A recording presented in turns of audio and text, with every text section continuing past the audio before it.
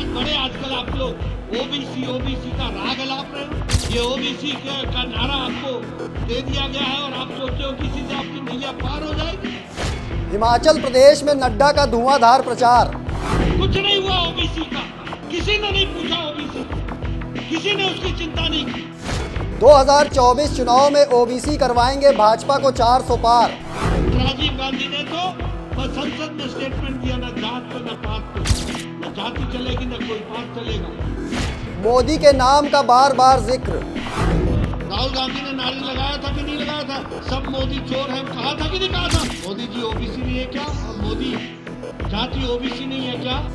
भाजपा को OBC vote bank की फिक्र।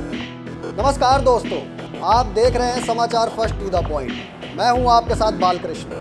भाजपा के राष्ट्रीय अध्यक्ष जगत प्रकाश नड्डा हिमाचल प्रदेश में लोकसभा चुनाव का शंखनाद कर चुके हैं। सोलन में नड्डा ने रोड शो के जरिए भाजपा कार्यकर्ताओं में जान फूंकने का काम किया और कांग्रेस सरकार पर जमकर हमले बोले। यहाँ खास बात ये रही कि नड्डा ने एक बार फिर कांग्रेस पर ओबीसी समाज के साथ धोखेबाजी का आरोप जड़ दिया। नड्डा अपनी हर रैली में प्रधानमंत्री नरेंद्र मोदी का नाम लेकर ओबीसी वर्ग को छूने की कोशिश कर रहे हैं और आज भी कुछ ऐसा ही हुआ। नड्डा ने कांग्रेस पर निशाना साधते हुए कहा कि वो आएंगे, वोट मांगेंगे, फिर रास्ता नापेंगे। वो ओबीसी की बात करते हैं, लेकिन आपको सचेत रहना होगा।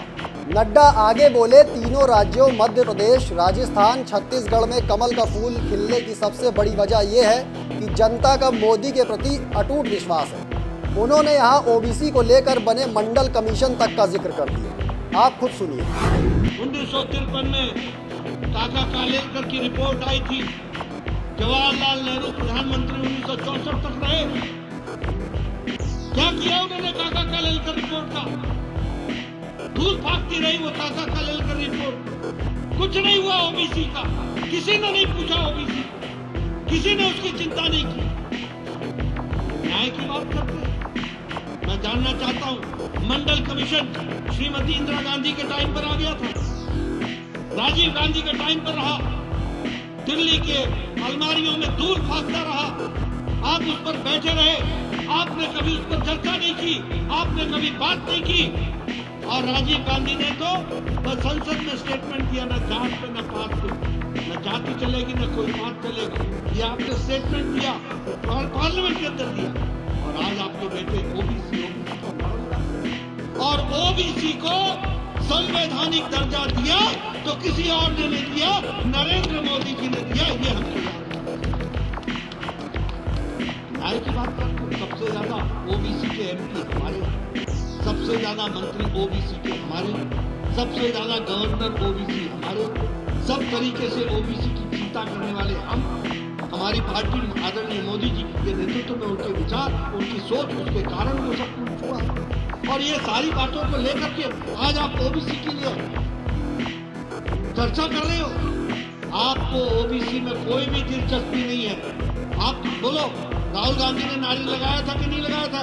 सब मोदी चोर है कहा था कि नहीं कहा था? बोलो, कहा था कि नहीं कहा था? और फिर कहा कि मैं माफी नहीं मांगू।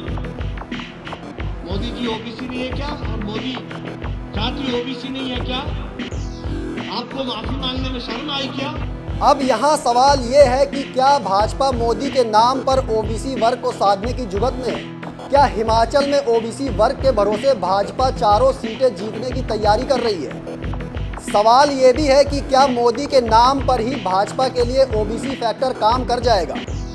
इसके पहले आपको ये समझना होगा कि हिमाचल प्रदेश में ओबीसी वोट बैंक का कितना प्रभाव है। दरअसल हिमाचल प्रदेश की राजनीति में सबसे ज़्यादा समान मतदाताओं का प्रभाव माना जाता है, लेकिन 18% ओबीसी वोट बैंक को भी राजनीतिक दल नज़रअंदाज नहीं कर सकते। राज्य की जनसंख्या में ओबीसी वोट बैंक का 29 विधानसभा सीटों पर खासा प्रभाव माना जाता है, जहां ओबीसी वोट बैंक प्रत्याशी की जीत हार में निर्णायक भूमिका अदा करता है। कांगड़ा जिले में ओबीसी की बड़ी आबादी है। 55% से अधिक ओबीसी आबादी कांगड़ा में रहती है। 2022 में हुए विधानसभा चुनाव में भाजपा को ओबीसी के 49% वोट पड़े थे, जबकि दूसरे नंबर पर कांग्रेस को ओबीसी ने सिर्फ 40% वोट दिए थे। हालांकि विधानसभा चुनाव और लोकसभा चुनावों के मुद्दे और समीकरण बिल्कुल अलग अलग होते हैं, लेकिन जब विधानसभा चुनावों में ओबीसी वर्ग ज्यादातर भाजपा के साथ ही खड़ा नजर आता है, तो लोकसभा चुनाव में मोदी के नाम पर यह वर्ग भाजपा के पक्ष में आसानी से एकजुट हो सकता है। ऐसे में भाजपा का हिमाचल में ओबीसी कार्ड लोकसभा चुनाव में चारों सीटों पर कांग्रेस को मुश्किल में डाल सकता है। यहाँ देखने वाली बात यह भी होगी कि ओबीसी वर्ग लोकसभा चुनाव में किस पार्टी की तरफ अपना रुख करता है। फिलहाल मुझे दीजिए इजाज़त, फिर मिलेंगे एक और स्पेशल रिपोर्ट लेकर। लेकिन कमेंट बॉक्स में आप ज़रूर बताइएगा कि क्या इस बार भाजपा ओबीसी वर्ग के भरोसे 400 पार वाली स्ट्रेटजी को हासिल करना चाहती है। धन्यवाद।